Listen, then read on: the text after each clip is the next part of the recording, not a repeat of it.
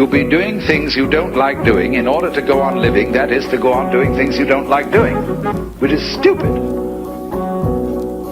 Better to have a short life that is full of what you like doing than a long life spent in a miserable way.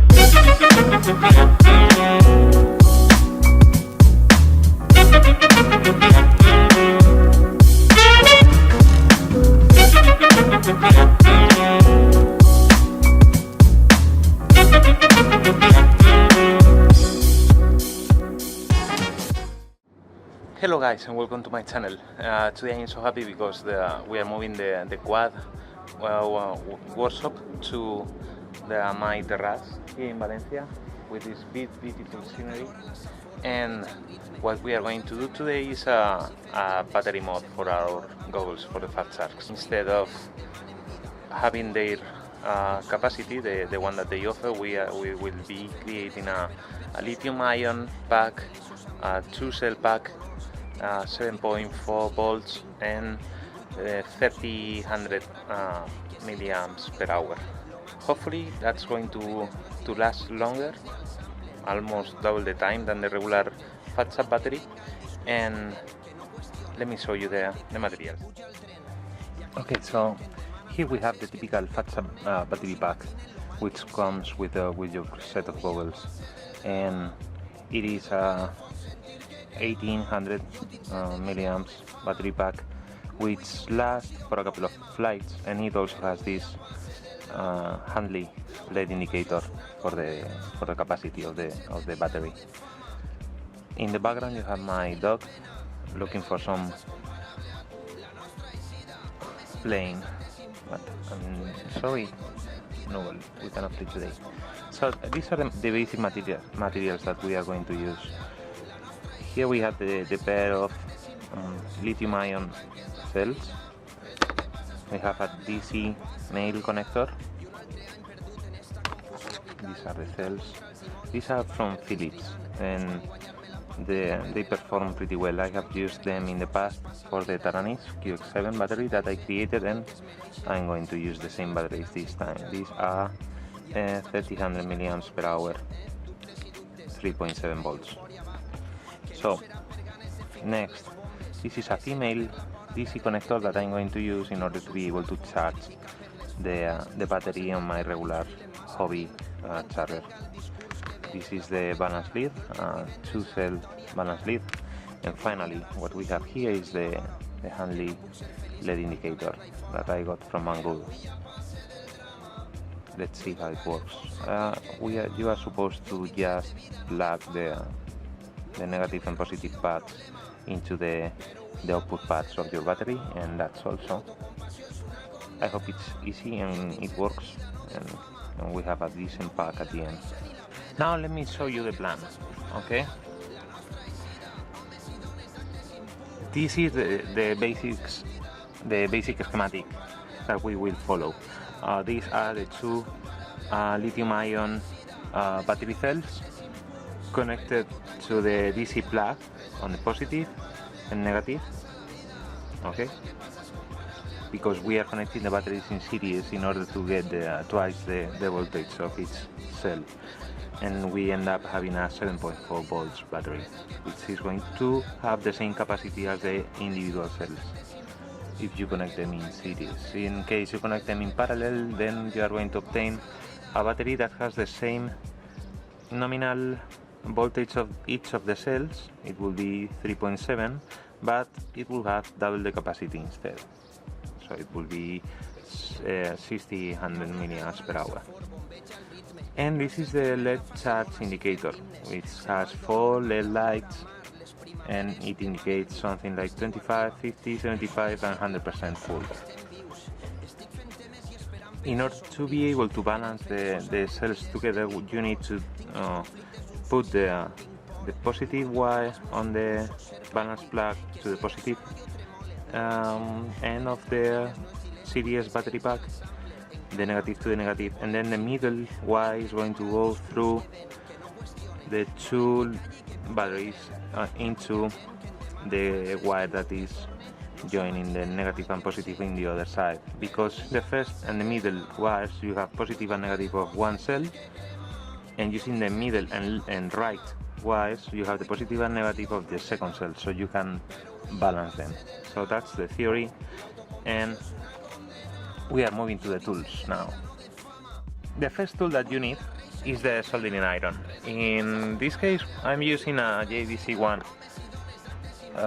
It works pretty fine, and what I love the most about it is the way the tips work, because you can change them, and I've got a set of 3. This is the one we are using today, because in order to solder the wires to the cells, you need to apply all the heat in the less time possible in order to do not or avoid damaging the cells. So you are going to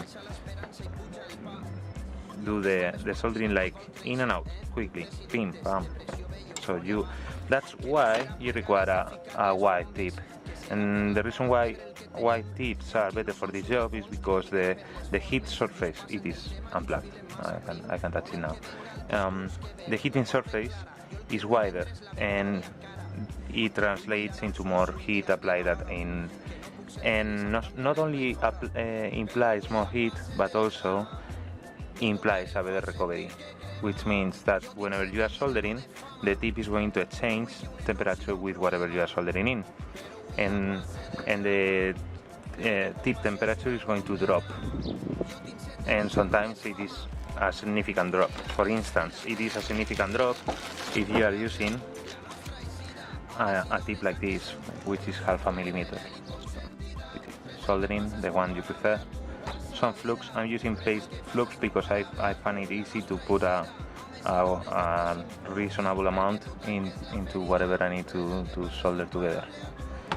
Next, you will need some tweezers like this to hold the work for you.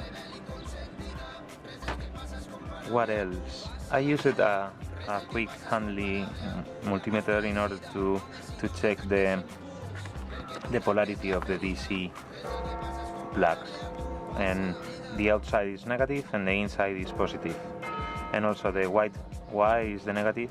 Sorry about the bells. Nice. white wire is negative and red is positive. I'm using this tool as well because I can hold the cells like this, and that's also quite handy.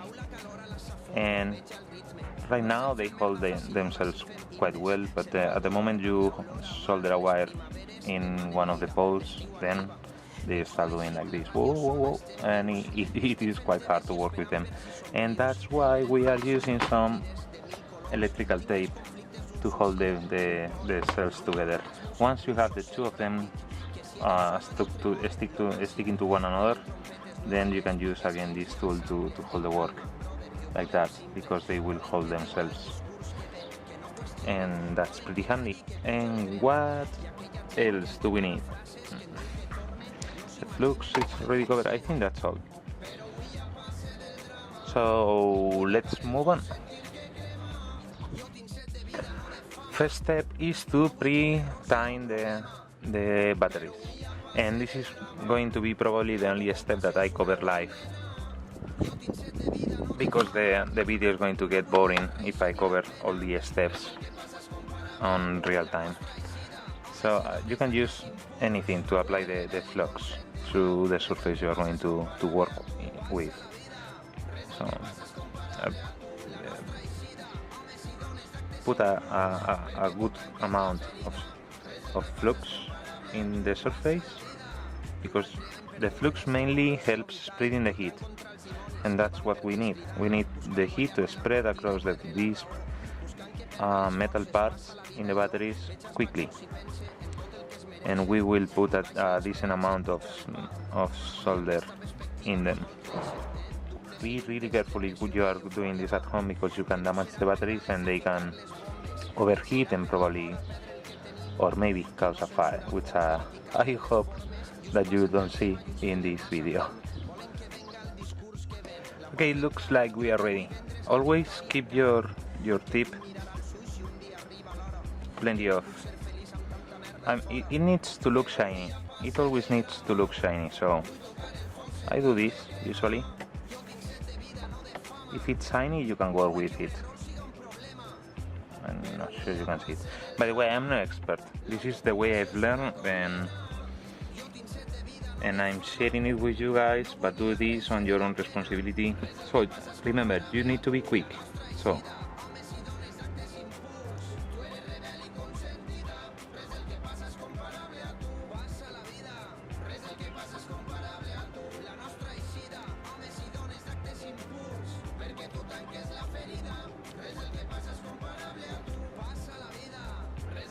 as you can see, I'm not using more than 1-2 seconds each time. That's enough.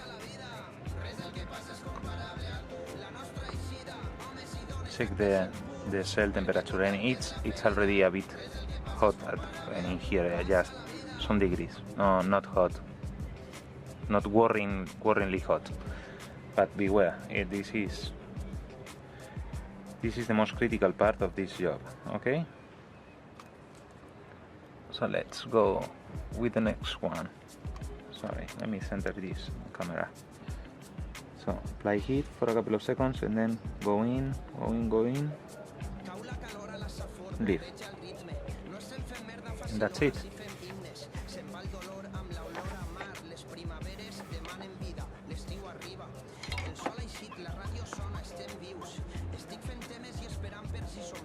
Scraping a bit the metal plate can help the solder to stick better to the surface, but I found out that it is not really required if you don't put much stress to the pack. And we are going to apply some glue later on, so I'm not really worried about that. For the sake of the video, this is what I meant by scratching the metal plates, like adding some lines here that help the solder to stick to the otherwise pretty non-adherent metal plate. There we go.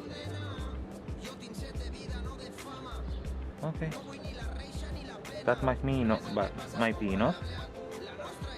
Still using some more. And maybe this is working better because of the scratches, but this looks pretty clean and it was quite easy to do. Okay, so what we are going to do now is we have our positive and negative. We need to take measures. In this case, I want more or less the same length of the balance plug that I've got in my fat shark. So that's going to be something like that. Okay, something like that. That's going to go out of the battery pack from one side. So these are the measures that you need. Okay.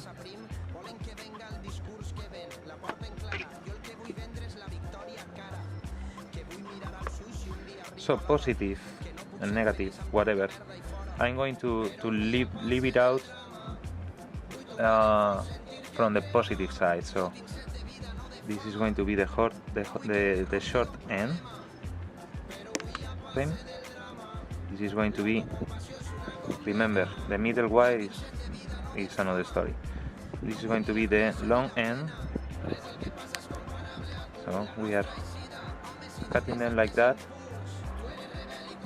And now, keeping a hand in there, you need to make sure that you are able to come to here.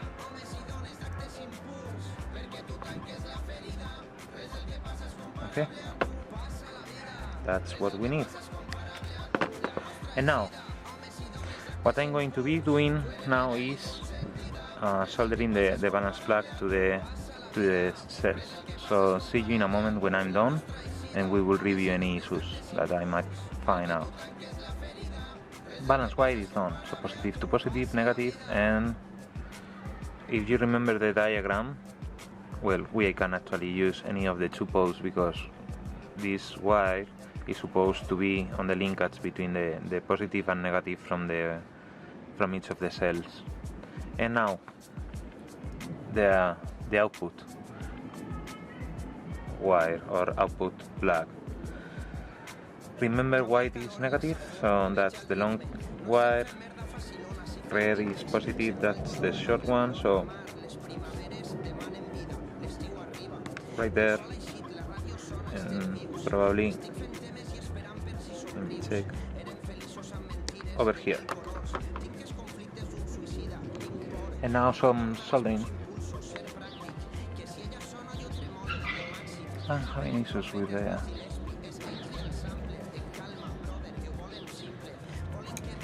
the plug. It looks like the solder does not want to stick to the wire, and that might be an issue, maybe because the material is not sticky to solder. I'm not sure what's the reason for this. In any case,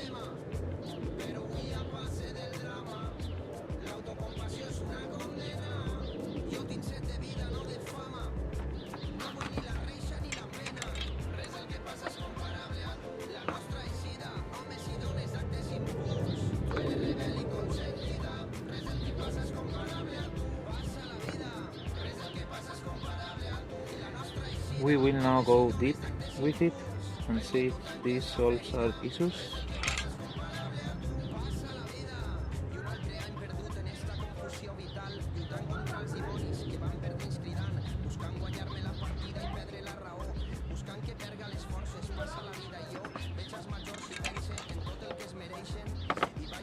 What is worrying me is that the connection is not good enough or strong enough, and it is not a good connection. I don't want it to break free.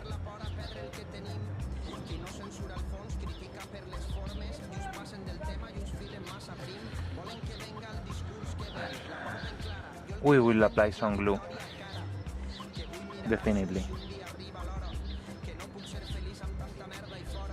I don't like that. Okay, so what we need now is to do the other side.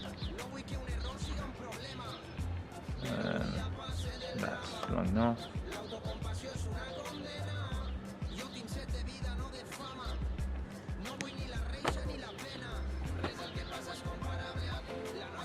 Okay, so this is where we are.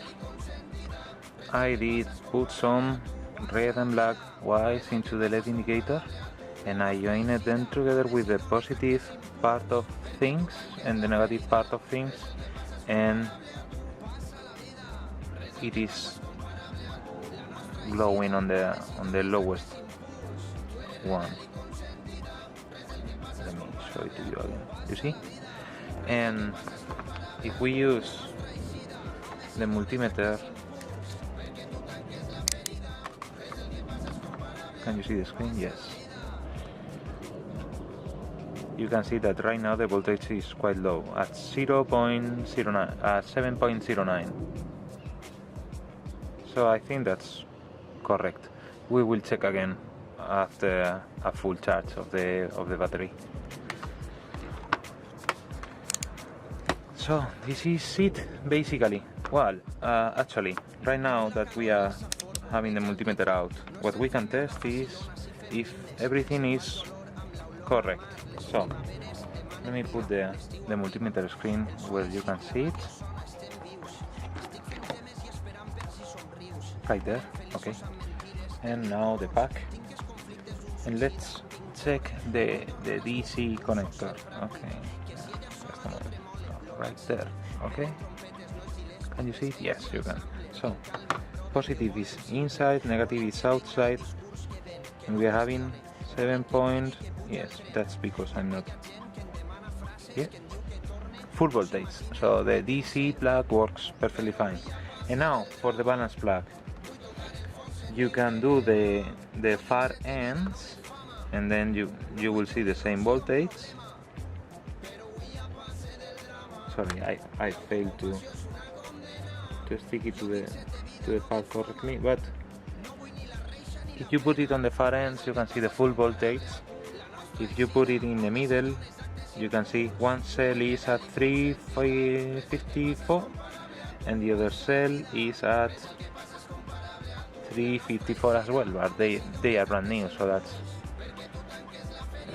quite normal, and at the end, if you zoom that up, you end up with the full voltage. So we are fine, all the connections are correct and everything is working fine. So the big work is done. We can unplug this, sorry for the movement, but soldering iron is getting cold now, and the only part left is the beauty side of this, and also applying some glue. I definitely want to apply some glue to this. We will be applying glue to the 4 poles of the cells. And here we are with the finished product. I wanted to show you the finished FATSA battery pack with all the beauty and that stuff. What I did after finishing the soldering job is to put some more tape around the battery, and then using some heat shrink, some big heat shrink that I got, I finished it. So in order that you can you need to leave some heat shrink at the end of the pack in both sides, because it's going to help sticking in place when you place it in the appropriate side of the FATSA headband. And then you just need to put it in here like so, and glue on your balance lead for the vent, your forward, and there we are.